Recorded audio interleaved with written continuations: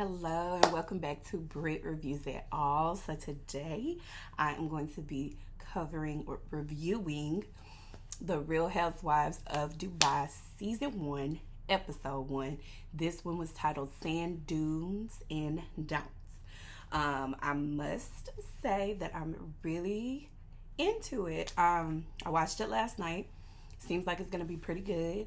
I like how they're giving us the history of Dubai and explaining their connection, how long they've been there, what they do for a living. So, of course, let's get right on into it. So, with this being a new season to the franchise, a new addition to the franchise for the Real Housewives, they are going to do the first episode with the intros.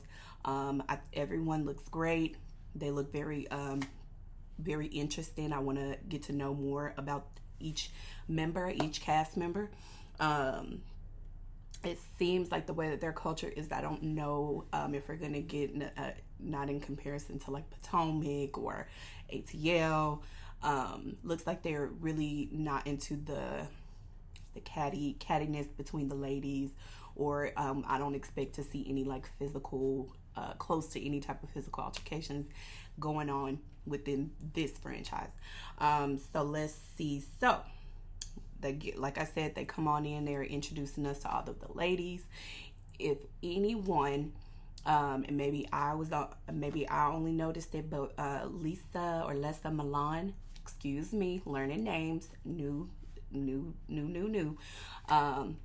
So she actually used to be on reality TV with College Hill. I believe it's College Hill South Beach. I recalled her face instantly. Clearly, I'm into reality TV shows. Like I just said, College Hill, that hasn't been on TV for years. So let's get right on, keep going with it. So they bring in Ayan Chanel, if I'm saying it correctly. She's a model doing a photo shoot, just giving us a little into her personality and what she does. When I say conceited, I mean conceited. She is all about her, and then some. However, we do get to see her interaction with her son, and that's cute to see that there is a different side of her. So we're gonna say I thought it was very hilarious with her saying that she would rather have her son to be able to say that he had these memories with his mother versus being at school where he's supposed to be. So that's her parenting style, and that's her prerogative. Moving on. So then we have Caroline come in. So I want to say Caroline S, but I believe with her being married, it may have changed. But I'm gonna say Caroline S. Seems real like she says she's British. We're gonna see what happens with her as she develops. The season comes along. I mean, I'm sorry. So with her, with the dog in the bed, not a problem with that. Only thing is, she just said on the camera that her dog peed in the bed. I don't care if it was a little bit of pee, a lot of bit of pee, whatever. Your dog peed in the bed and you were seeming like it was just real chill and real comfortable. There seemed like there was no urgency to get up and remove the sheets, remove anything, put the dog off the bed. I mean, just really chilling and relaxing. And even your new husband, he comes in, he gets in the bed. I'm like, all right, so you keep saying something about the dog being in the bed, but y'all still sitting in it. Okay, interesting. Even drinking your little morning protein shake or whatever that was, just sitting there having a whole drink. Interesting. Okay, so now, like she's introducing who Sergio is. She went on and threw it on out there. Yes, he is younger than her. I did notice that off the bat, but it is what it is. If that works for the both of them, then so be it. I love how she was already jumping in there, just letting everybody know, yes, he is younger than me. He's probably closer in age to my daughter than me. And it is what it is. Let's see. So she did get married. She let us know, and this is something really going into the whole Dubai, how it is over there. She said that legally they couldn't get married in Dubai because they have different religions, and because she had been married before. That's something that I definitely want to hear more about. Hopefully they'll share, and maybe there is no more explanation than just exactly that. That is the way it is over there. So they had to go off somewhere and hurry up and get married. Hurry up and get married. I don't know if that's really what she was trying to say, or more so he wanted to hurry up and get married. Maybe they did it just because they knew she was coming onto the show and to have some footage. I don't know. We're going to see. Okay, so then she said something about a hen party. I don't know if that's something from from over there in Dubai, the terminology that they use, but basically it looks like it was a bachelorette party for over here in the U.S. Bachelorette party. But they call it a hen party. So she's having that to celebrate the marriage. Now, her husband Sergio decided that he wanted to be a part of the hen party. Again, their relationship, and if that works for them, then that's great. So now we have where Lisa, she comes in. They introduce her. Now, her and her kids, they're outside at their home in the pool, having a good old family little time. And then they let us know that it is literally in the heat of summer. It's 103 degrees outside. No, I would not be outside. So I know for a fact Dubai is not for me. And I'm in Texas. So just as a little extra for what they can do, they had ice delivered to their home to put into the pool to cool it out for everybody, so the kids could really, really enjoy themselves. Because 103, I mean, well, even then, if that's the case, I guess maybe it wouldn't matter if they had a covered pool or an indoor pool, if you already know that it gets so hot outside, but to each his own. So she lets us know that she did meet her husband in Miami. Like I said, she used to be on College Hill, the reality TV show, South Beach. So they met in Miami at a club. I thought that was really cool to find out that they literally, that's how they met. And then they built their relationship and empire. And look at where they are now. Awesome. That was pretty cute how she pointed out that she has 3 boys, and that each of them have different accents. How crazy is that? Very interesting how that works. But now the one thing that she did say was that Dubai is a safe place for Black boys. I would like her to elaborate a little bit more on that. I mean, are you just saying, hey, this is a safe haven? I don't know. We'll see how this plays out with that comment right there. I may have to go find like an interview and see if someone asked her about it, and just kind of see what was a little bit more detailed thought on that. All right, so now we have Caroline B. She's coming in. They do her intro. She's basically saying she came over there with her husband. They were married. Ended up getting divorced. Within the divorce, she basically said, I don't want anything. I just want my child, and that's it. And she walked away with just the I'm assuming sole custody of their child. She has shown pretty much like she has a good relationship with her son. You see in her how she is as a mom, and she lets us know that they actually have 2 places, and in one of the areas you actually have to ask for permission to live there. It has to be approved. I really like that they're giving us those type of details about being over there in Dubai. Definitely want to keep hearing some information and getting more deep on that, deeper on that. So moving on, we have Lisa. I'm gonna get the names right, I promise. Lisa and Ayan, they meet up to have some drinks, eat some food, just hanging out. Of course, Ayan has to make a whole interest because she is a model, honey. So let's see. We find out from Ayan. Well, actually, Lisa, she let us know. Lisa let us know that Ayan was one of her first models. That is how they got to know each other, and they've been friends since then. So I can tell just from the way that the show is going, even at that point, that Ayan is going to be the one. She's going to be bringing the drama, the sassiness. I'll touch on towards the end, but it looks like she's gonna be that main one. That probably might be like the outcast almost. That's what it seems like. Like everybody else is cool, but then you just have Ayan on the side, and she may have one or two friends that she's cool with. But it looked like it was just one, which is Lissa. Now, it looks like Ayan and Caroline B, they have some friction going on. Even I thought that was so messy how Caroline B called Lessa. She answers the phone knowing that she's sitting right across from Ayan and has her on speaker without even letting Caroline B know, hey, I'm out at lunch. I'm with Ayan. We sitting out chilling. You know what's going on. You know, that could have been the way to let her know, like, hey, girl, before you get on this phone talking something, I'm not here by myself. But as we can see, Lissa, I'm kind of little like this with where she stands. I mean, apparently she says she's always in between the two of them. And she said Caroline B is messy and she talks, she gossips.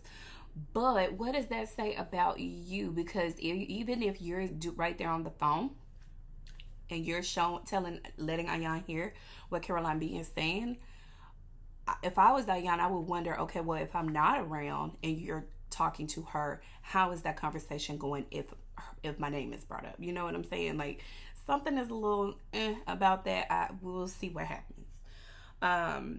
Let's see. So it says that the ladies, they start showing them getting ready for the hen party.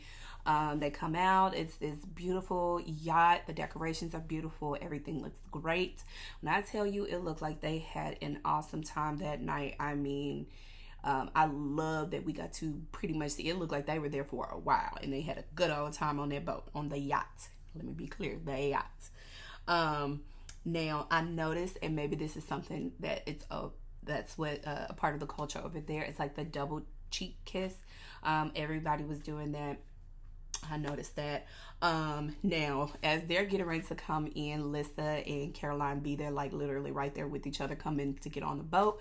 They let them know they need to take their shoes off. Sure, it was for safety reasons. Caroline B is having all types of issues on this particular event. Her dress is all over the place. She's basically keeping on her shades, talking about her makeup as she's melting. I guess, hey, with the heat over there, maybe that's what was going on. You've been there for X amount of years. I guess, you know, she's just not ready for that humidity. So she made the decision to keep them shades on. Let's see. Anything else that happened with that scene? You know, one of the games that they played was the weenie in a bottle. I've never heard of that before at a bachelorette party, hen party. I've never heard of that before. That's interesting. I wonder what other types of games are played, like in other countries. That would be interesting. I do recall that they did say that a lot of the typical bachelorette type trinkets, things like that, they're not available over there, and then most of that stuff is illegal over there. So the culture and the way that they do things over there is completely different than the U.S. And then they even mentioned that even with the alcohol, it is very controlled over there as well. So I'm assuming you just can't just be out here just drunk in the streets.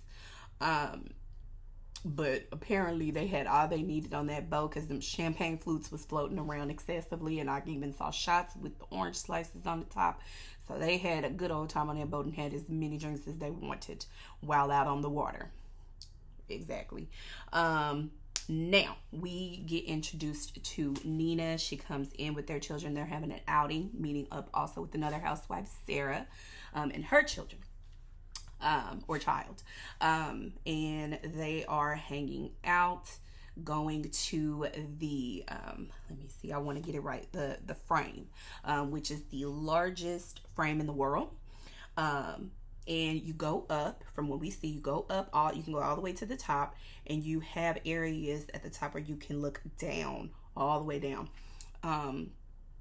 Now, I liked that Sarah pointed out that when you looked on one side, you would see the new Dubai, and then on the other side, you would see the old Dubai. I would love to visit. I'm not really a heights person, but for something like that, I would definitely be perfectly fine with going up there, just to be able to experience that and see the difference, the growth.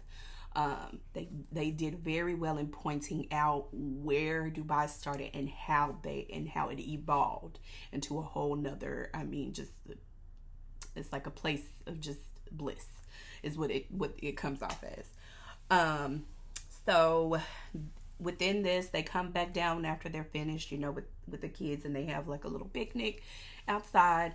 Nina is saying that they're gonna have she's renting out a space so that she can have a dinner with all of the ladies. Good idea. She kept mentioning the Burj Khalifa. I was just like, oh my gosh, lady, we heard you the first two times. You keep saying that, you can drive me crazy at this point. I mean, goodness, we got it. You used to stay there. Thank you. Um, Now, but she said that she rented out the space, and she specifically wanted it to be on the day of a full moon. She's into crystals and all of those types of things, so clearly it must mean something. For me, from where I'm from, if it's a full moon, that is not a night where you want to be out with everybody. Because for me, a lot of weird and terrible things happen on the full moon, because it's almost like people lose their dang mind. As we see, it looked like they were starting to lose their mind. Moving on. Okay, so like I said, Nina comes in. She has the whole setup. It's beautiful. The view and everything in her building that she's living in. She brings her crystals, her sage, do what she needs to do to spread the love, spread the peace, and all over that dinner table, which clearly it didn't work, as she realized. So, let's see. So we notice everybody's coming in. Once Caroline B sits down and she's seeing all of the other ladies come in, she's starting to realize that she's the only one who followed what was asked when it came to the attire, which was pastel colors. She is reading them left and right. I don't know if the other ladies will be able to keep up with Miss Caroline B on that part, on the reads, but we gonna see. Let's see. Now, the ladies, they're hanging out, they're talking, they're chit-chatting, they're having a good little time, and then here we go, Ayan. The topic's not about you. You're feeling some type of way. You weren't invited to the hen party. You're feeling some type of way. And she basically, you can see the annoyance all over her face, and she is not here for it. I mean, in the rudest way possible, she basically told them, I don't want to talk about it because I wasn't there. And she said some other words that I'm not going to say on here, so we're going to keep it like that. Let's see. Now, I did notice that Caroline B, she knew that Ayan was annoyed with that topic, and she took that and continued to keep poking at it. And you can see it. She gets a kick out of messing with Ayan, just to kind of get a rise out of her if she can, anything. And while that was happening, Ayan cuts the conversation and immediately goes off into some other things. I mean, the ladies, that table was going, I mean, it was like she was going at it with Caroline S, talking about why she wasn't invited and just all types of things. I mean, Ayan, they had to pretty much tell you, ma'am, I'm going to need you to pipe it on down because you're doing too much. And Sarah had no problems with speaking up. Nina, like I said, she realized that sage did not work, honey. And I could tell that when she basically told them, like, hey, at my event, we not doing this. Y'all can do that somewhere else if that's what you want to do, but not here. I am very excited, like I said, to see what happens with this season. It looks like it's going to be really, really good. I'm going to do my best to keep up with it, and I hope y'all enjoyed it as much as I did. Let me know your thoughts about the show. Thank you for watching. Please like, comment, and subscribe, and I will be back next week with an updated review on Housewives of Dubai. Bye, y'all.